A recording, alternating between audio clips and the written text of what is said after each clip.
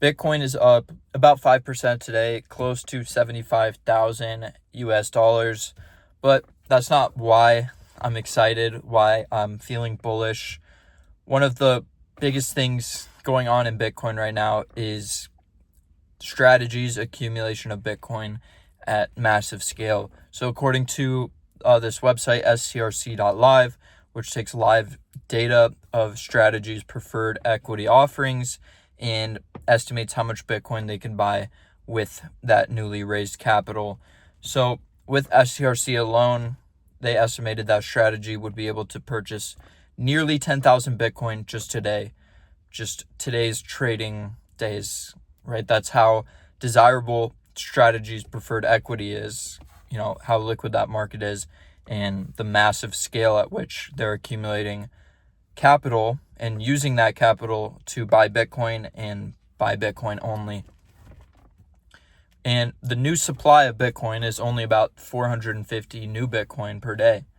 And as we know, with the halving cycle, every 4 years that gets cut in half. So the next halving cycle in 2028, that'll be 225 Bitcoin a day, and then 112, and then 60 something or 50 something, 56, right? And that's going to keep getting cut in half, trend towards zero, and eventually be zero new Bitcoin being mined after that. And then after that, the Bitcoin network will just run on transaction fees.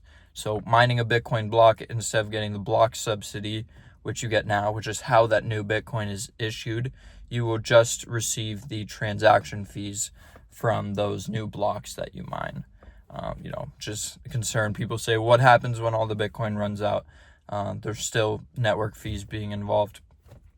But it is just crazy to see this level of accumulation happen, right? As we know, with the fiat system, right, the Federal Reserve essentially acts as a lender of last resort, right, in the system, and strategy is now acting as a buyer of last resort, or buyer of first resort, right? That's their priority, and they're putting a perpetual bid on Bitcoin, right? They sell perpetual preferred equities, and then you're getting perpetual exposure to Bitcoin,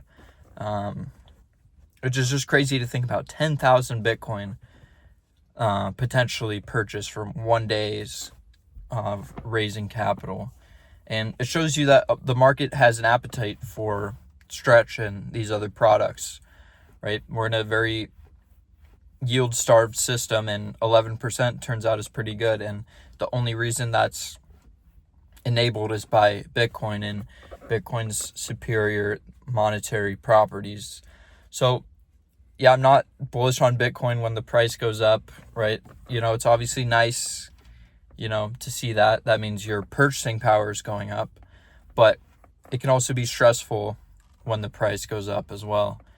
But I mean, there's a lot to be bullish about, and I just feel like every day we wake up in this fiat world, like everything we do every day is just like an advertisement for Bitcoin, and people might not see that yet, right? They might think we're crazy. They probably just think we are crypto bros, right? These people that don't understand what's going on here with this monetary regime change, right? They just think we're crypto bros, right? You got the Bitcoin bros, you got the NFT bros, and the meme coin bros, and they're all, just eggs in the same basket, right? Just dismiss, Josh, he's just a crazy crypto bro. He doesn't know what he's talking about. I'm going to stick with my fiat denominated investments, because my fiat investments are doing well, when those are just an index of inflation pretty much, right? People are buying these investments purely to escape inflation, and that's where their monetary premium comes from. Whereas with Bitcoin, right, Bitcoin is 100% monetary premium, right? Because, okay, the best way to think about, so I'm thinking about Pokemon cards right now, because I like to play the game competitively, and a lot of people treat Pokemon card investing like a retirement account, right? But what you have to realize is that on top of paying for the price of the cards, you're paying for the monetary premium, because people use these not just as a vehicle, because the cards look nice, or, because you're going to play games with the cards, right? They're used as a tool to escape the debasement of the dollar, right? And with Bitcoin, I'm trying to think of the best way to explain this, but Bitcoin is purely monetary premium. It is money, right? So by thinking of your investments denominated in fiat, denominated in melting ice cubes, right, we have this such distorted view of reality where no one knows what anything is truly worth, right? We don't know what things are truly worth, because a lot of things worth is purely dependent on the fact that people rely on these things to outpace the money printer, right? And you can make the argument that Bitcoin is the same thing, but Bitcoin is also fundamentally different because it is transparently monetary premium. I don't know if that's the best way to explain it, but it's 100% monetary premium because it is money, right?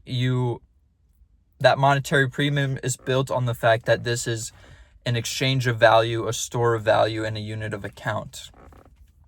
Right? With other assets, it's not as transparent, but it's also assumed, like with housing, right? We all intuitively know that people should be able to buy a house, right? A house shouldn't be a piggy bank. A house should be a place to live. A house should be, the cost of materials plus the cost of labor that it took to produce that home. And we all intuitively know that houses are also investment vehicles, but we also know that that shouldn't be the case, right? This is fiat money, right? A debasing currency, distorting outcomes and distorting economic measurement. So that's why things feel so weird and no one knows what these things are actually worth, right? And they hold on to them because the price is going to go up, not because they actually believe that it's going to become more scarce or more useful, right? You know that a home, all a house is going to do is break down and crumble and succumb to the forces of earth. But you also know that the value of it is going to go up. Not because the house is improving, right? It's not a house that fixes itself and maintains itself. So it's just such a strange world. And so many people understand that and, complain, why are things getting so expensive? But without really truly understanding why things are getting more expensive. And it's because the money is broken. It's really that simple. So I think that's going to do it for this video. Thank you so much for watching. As always, together, let's work, save, and build a better future with Bitcoin. See you in the next video.